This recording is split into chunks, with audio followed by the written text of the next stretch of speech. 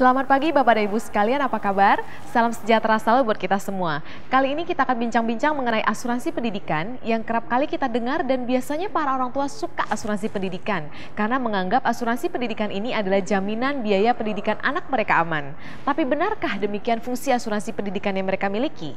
Hari ini saya ditemani oleh rekan saya Bapak Christian Pranata Lukito. Kami akan mengupas tentang asuransi pendidikan, bagaimana pemahaman yang benar tentang asuransi pendidikan tersebut. Oke, Pak Christian, selamat pagi. Selamat pagi Bu Kristi. Oke, hari ini Pak kita bincang-bincang tentang asuransi pendidikan, bagaimanakah pemahaman yang benar? Oke, asuransi pendidikan ya. Ya. Asuransi pendidikan memang jadi topik yang sangat menarik Bu Kristi. Betul. Gimana memang? Nah, jadi gini Pak, kemarin kan saya ketemu teman saya. Ya. Jadi dia sama kayak saya nih mau masukin anaknya masuk SD. Ya. Nah, kita sama-sama terkejut dengan biaya pendidikan sekarang ya. Oh ya. Nah, untuk masukin anak SD aja, ini sekarang kita bayar biaya pangkal 45 juta. 45 juta. 45 juta uang pangkal. Biaya semesterannya 20 juta. Wow. Nah, teman saya berpikir, aduh, kalau anak kita nanti kuliah ya Pak, beberapa tahun yang akan datang, itu biaya jadi berapa ya? Kalau sekarang masuk SD aja sudah sedemikian tinggi ya? Ya, betul sekali Bu Kristi. Memang hari ini isu pendidikan itu menjadi salah satu isu yang paling hangat ya. Iya. Di kalangan ibu-ibu. Iya, ya, di betul, kalangan keluarga ya. Iya, keluarga ya. Oke. Nah, teman Ibu sudah punya asuransi pendidikan? Sudah. Oh, sudah punya? Sudah punya. Ya, bagus dong. Iya. Oke. Nah, pada saat punya asuransi pendidikan, harapan teman Ibu ketika itu apa? Harusnya ya biaya pendidikan sampai anaknya selesai sekolah atau kuliah beres, aman. Oh gitu ya? Iya. Makanya, jadi saat punya asuransi pendidikan, semua biaya pendidikan anak aman di-cover oleh asuransi. Oke, setuju sekali Bu. Di luaran sana banyak sekali masyarakat dan orang-orang yang saya temuin hampir 100% pun punya pandangan seperti itu. Oke. Tidak salah. Oke. Nah, namun saya kasih satu pertanyaan ya ke Ibu ya.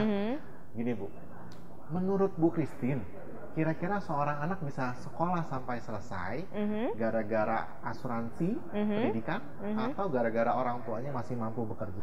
Harusnya karena orang tua kita masih mampu bekerja ya? Ya, betul sekali. Artinya apa?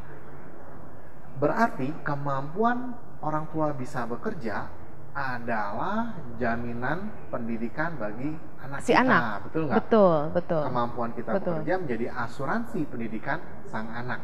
Lah, seperti itu. terus bagaimana dengan asuransi pendidikan? Apa yang salah? Oke. Kan ada asuransi pendidikan Betul kan? sekali, Oke. betul sekali. Oke. Nah, pada saat saya cerita ini ke kawan-kawan, ke teman-teman dan nasabah-nasabah, somehow mereka merasa, udah punya asuransi pendidikan, berarti salah beli dong kayak gitu ya. Oke. Nah, nggak ada yang salah, nggak ada yang salah. Semua asuransi itu baik adanya, hanya pemahamannya itu yang keliru. Oke. Kenapa? Nah, bicara asuransi pendidikan sama kayak kita melihat barang yang ada harga diskon. Oke. Contoh kayak gini Bu Christine, pernah nggak Ibu ke mall niatnya cuma pengen belanja 3 barang, Iya. tapi ternyata ada promo ini, ada diskon ini, beli 1 dapat 2, harga ini jadi tinggal diskon sale 80% sale. Iya. Pernah nggak kayak gitu? Sering. Jadi kebeli nggak tuh Bu? Beli. Jadi beli ya, oke. Nah, Beli. sama halnya. Itu manusiawi. Kenapa? Oke. Karena orang itu bertindak berdasarkan emosinya. Oke. Ya, kata-kata pendidikan, kata-kata ada diskon itu emosional sekali. Oke ya. Nah, kata-kata pendidikan ini sangat-sangat emosional sekali di kalangan orang tua, terutama ibu-ibu. Oke. Ya, maka dari itu pada saat ngedengar asuransi pendidikan, nah, orang tua itu langsung pada ngikut seperti itu Bu, kejadiannya. Nah, jadi bagaimana nih Pak? Jadinya tentang konsep asuransi pendidikan itu sendiri bagaimana yang benar nih sekarang? Jadi gini, sebenarnya asuransi pendidikan kita lihat karena kemampuan si orang tua itu menjadi jaminan atau baca asuransi pendidikan, berarti yang harus diasuransikan terlebih dahulu adalah si orang tuanya. Iya, si pencari nafkah. Si pencari nafkah, Oke. iya. Karena kenapa? Kemampuan bekerja saya adalah jaminan pendidikan bagi anak saya. Betul. Oke. Betul. Memang kalau memang kita punya budgetnya cukup, semua anggota keluarga kita asuransikan. Itu lebih baik. Itu lebih baik. Oke. Karena kenapa? Sederhana. Kalau kita mau punya payung, ya sebisa mungkin semua anggota keluarga kita punya payung. Ya. Jangan sampai saat hujan datang ada yang nggak punya payung akhirnya kebasahan juga. Iya, Oke, betul, seperti itu. betul. Tetapi memang di luar sana somehow kita dihadapkan dengan suatu keadaan di mana kita harus memilih. Oke. Kita harus memilih mana nih yang saya asuransikan lebih dahulu. Budget saya terbatas. Oke. Yang mana yang saya harus asuransikan lebih dahulu. Kalau keadaannya seperti itu, yang jauh lebih bijak adalah si orang tua. Kenapa? Kalau si orang tua, gini, kalau tiba-tiba terjadi sesuatu sama si orang tuanya, kan nanti akan cair sejumlah dana. Iya. Dana ini kan bisa asuransi Iya, pendidikan, iya, seperti itu Bu iya, Christine. iya, betul, betul.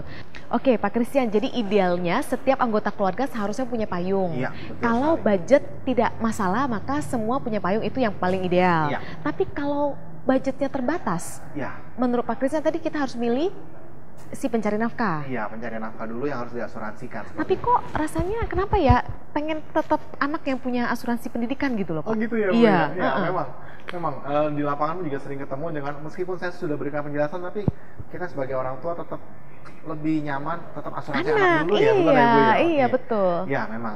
Jadi gini Bu, kalau kita punya asuransi pendidikan itu ada 2 skenario. Ini dengan kategori budget kita terbatas ya. Betul, Oke. betul. Ada 2 skenario yang bisa kita ambil. Skenario pertama adalah kalau anak kita asuransikan lebih dulu, orang tuanya belum. Oke. Kebayang nggak Bu, kalau anak kita asuransikan lebih dahulu, oke, tiba-tiba si orang tuanya kenapa-napa nih, sebutlah kena musibah, amit ya, entah kecelakaan, meninggal ataupun sakit berat. Nah, kira-kira Bu, pada saat si orang tua ini kena musibah, ya, dia masih bisa tetap melanjutkan pendidikan biaya, dia tetap bisa meneruskan biaya sekolah anaknya nggak? Pastinya tidak. Ya, biasanya malah nggak bisa, Iya. bahkan bisa dipastikan nggak bisa. Iya. Bahkan cenderung, bener nggak? Ketika ini orang tua kena musibah, tabungan anaknya Tabungan ikut anaknya Bener diambil nggak? untuk berobat. Ya. Oke. Mau nggak mau no choice. No bener choice, nggak? Pada saat dalam keadaan seperti itu hanya bicara satu, gimana caranya agar si orang tua bisa sembuh. Sembuh, Segala betul. cara akan dimanfaatkan, termasuk tabungan anak yang tadinya untuk tabungan pendidikan bisa jadi dipakai untuk biaya kena musibah ini. Iya. Entah sakit berat, entah Iya. kena musibah, bener nggak? Betul. Jadi skenario pertama, kesimpulannya apa? Kalau si anak yang diasuransikan lebih dulu, ya tiba-tiba orang tuanya kena musibah, bisa jadi dua-duanya sama-sama jatuh. Iya. Orang tuanya jatuh, anaknya akan ikut-ikutan. Ya, oke. Memang ada dalam suatu asuransi pendidikan tuh fitur yang namanya auto saving. Oke. Misalkan seorang anak akan ditabungkan gratis sampai usia 65, ya, ketika si orang tuanya kena musibah, ya kan? Oke. Namun kalau bicara namanya auto saving, let's say kita ditabungin berapa? 1 juta sebulan. Kira-kira cukup nggak sih Bu? 1 juta sebulan untuk biaya pendidikan dan biaya hidup anak? 1 juta sebulan, 12 juta setahun harusnya kurang ya. Kalau mikir-mikir biaya pendidikan masuk SD aja tadi begitu besar Iya, ya. Oke. Memang ada fitur itu, tapi Iya. percaya deh, itu tidak akan cukup. Oke. Itu skenario pertama. Oke. Oke. Skenario kedua, ini yang menurut saya jauh lebih bijak. Sama halnya kayak kita lagi di bandara, lagi naik pesawat terbang. Pada saat itu pramugarinya bilang apa? Kalau terjadi sesuatu, kita harus pakai masker dulu, baru Kita anak dulu, kita. baru orang lain. Betul, nggak? Betul. Kita dulu harus selamat, baru kita selamatin anak kita. Iya. Iya. Skenario kedua bicara seperti itu. Si orang tua diasuransikan terlebih dahulu.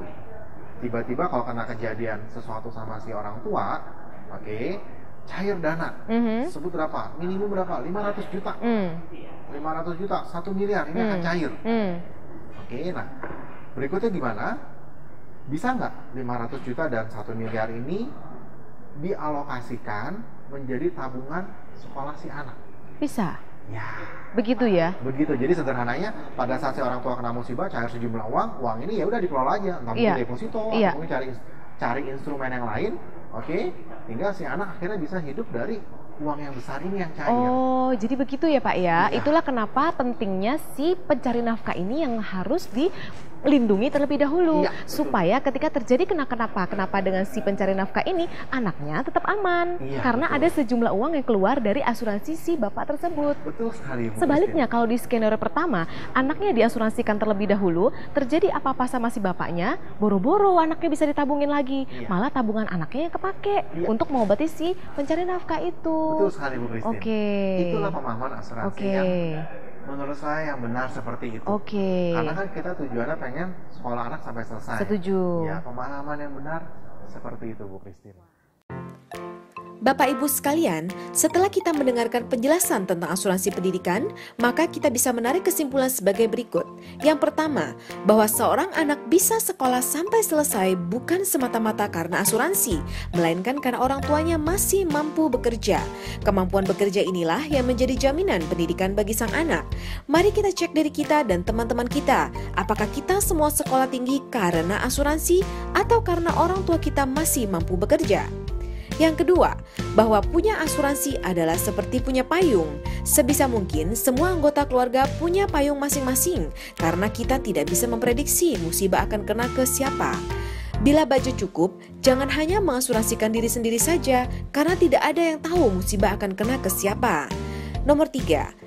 Bila budgetnya terbatas, yang diasuransikan terlebih dahulu adalah anak, maka bila ortu kena musibah, maka akan sama-sama jatuh dan pendidikan anak tidak tercapai. Sebaliknya, yang harus diasuransikan lebih dahulu adalah orang tua atau sang pencari nafkah, agar kalau terjadi sesuatu dengan orang tuanya, cair sejumlah uang besar dan uang besar itu bisa dipergunakan untuk jaminan pendidikan anak. Demikian kesimpulan ini. Hubungi kami di nomor 0815 900 8573 dan 0815 895 3476. Dapatkan pemahaman yang benar tentang asuransi pendidikan. Untuk Anda yang sudah memiliki polis, segera hubungi kami, review polis Anda, karena 95% orang di Indonesia tidak mengerti isi polis mereka dan berujung kepada kekecewaan. Terima kasih atas perhatian Anda. Nantikan penjelasan konsep asuransi yang lain di episode berikutnya.